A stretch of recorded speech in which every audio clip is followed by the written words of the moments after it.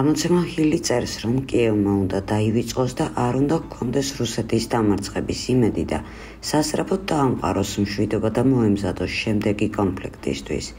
უკვე ნათელია, რომ უკრაინა წითელ მოედანზე გამარჯვების აღლუმს არ გამართავს. სიმართლე არის ის, რომ რუსეთი გააკონტროლებს უკრაინის მნიშვნელოვან ნაწილს, ნათქვამია სტატიაში. მოსკოვის გამარჯვება არ ნიშნავს იმას, რომ დასავლეთმა უნდა წააგოს ევროპას და შეერთებულ შტატებს სჭირდებათ შექმნან დემოკრატიული ქვეყანა უკრაინის ნაცვლად ევროატლანტიკური საზოგადოების წინაშე. ამისთვის საჭიროა რამდენიმე ნაბიჯის გადადგმა. ქვეყანამ უნდა უზრუნველყოს საჰაერო თავდაცვის იარაღი, რომელსაც შეუძლია უზრუნველყოს ინფრასტრუქტურის უსაფრთხოება. ამის შემდეგ კი აუცილებელია მისი აღდგენა. კიევმა ასევე უნდა მიიღოს უსაფრთხოების გარანტიები ნატოს გარეთ, წერს გამოცემა. ბლუმბერგის ცნობით ბაიდენის გუნდი ისრაელზე ზეწოლას ახდენს და თელ-ავივს თხოვს, რომ ირანის წინააღმდეგ საპასუხო დარტყმა შეზღუდოს. გასულ კვირაში ირანმა ისრაელის სამხედრო ობიექტებზე, როგორებიცაა ავიაბაზები და სარაკეტო ობიექტები, დარტყმები მიიტანა. სააგენტოს ცნობით, ვაშინგტონი ასევე სთავაზობს თელ-ავივს ირანის წინააღმდეგ ახალი ეკონომიკური სანქციები შემოიღოს. თეთრ სახლში შიშობენ, რომ კონფლიქტის ესკალაცია დააზიანებს ვიცე-პრეზიდენტ კამალა ჰარისის წინარსაარჩევნო კამპანიას სადავო შტატებში, სადაც არაბული და მუსლიმური წარმოშობის ამერიკელთა მნიშვნელოვანი ნაწილი ცხოვრობს. ამასთანავე ირანის საწარმო ინფრასტრუქტურის დაზიანებამ შესაძლოა ენერგეტიკული ბაზრები სერიოზულად შეარყიოს, წერს გამოცემა. უნგრეთის საგარეო საქმეთა მინისტრმა პიტერ სიირადომ განაცხადა, რომ უკრაინის ნატოში გაწევრიანება გამოიწვევს მესამე მსოფლიო ომის დაწყებას. მისი თქმით, ევროკავშირის ქვეყნების საგარეო საქმეთა მინისტრების უმეტესობა ამ პოზიციას იზიარებს და დახურულ კარს მიღმა.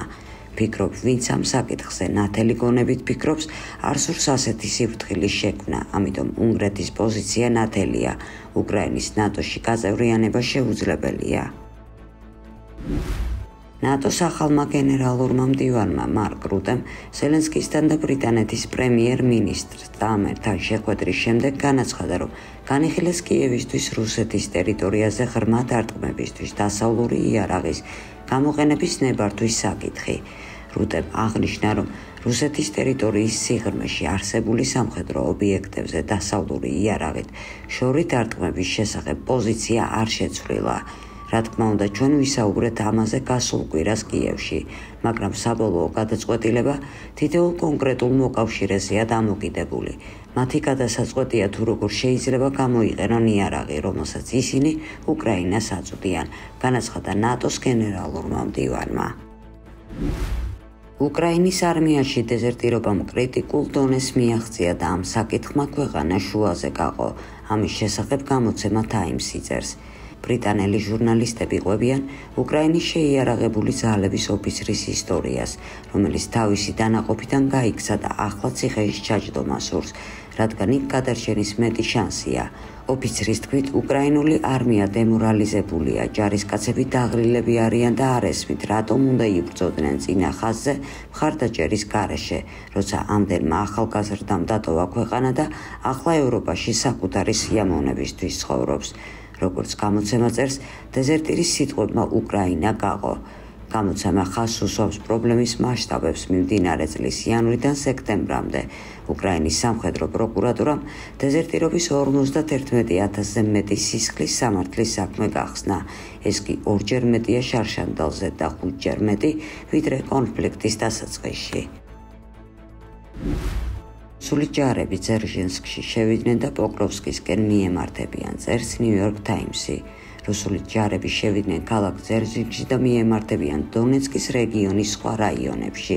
კერძოდ, ისინი წინ მიიწევენ კურახოვსა და პოკროვსკის მიდამოებში და ცდილობენ აიღონ უკრაინის შეიარაღებული ძალები.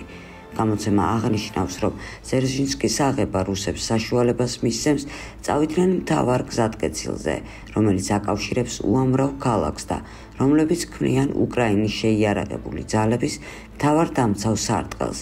ამ გზის გაჭრით რუსეთის შეიარაღებული ძალები მნიშვნელოვნად გაართულებს უკრაინის ტერიტორიაზე სამხედრო ლოგისტიკას.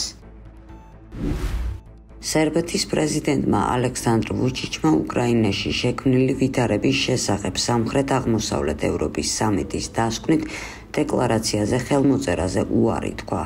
ვუჩიჩის ინიციატივით დოკუმენტი, რომელიც მოიცავდა ანტირუსულ პუნქტებს, რედაქტირდა და წარმოდგენილი იყო რუსეთის ფედერაციის წინააღმდეგ სავალდებულო სანქციების დაწესების გარეშე.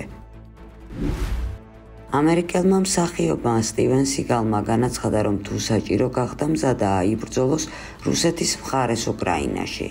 რუსეთის საგარეო საქმეთა სამინისტროს სპეციალურმა წარმომადგენელმა რუსეთ-ამერიკის ჰუმანიტარული კავშირების საკითხებში სტივენ სიგალმა აღნიშნა, რომ საჭიროების შემთხვევაში მოკვდება თავისი პრეზიდენტისთვის.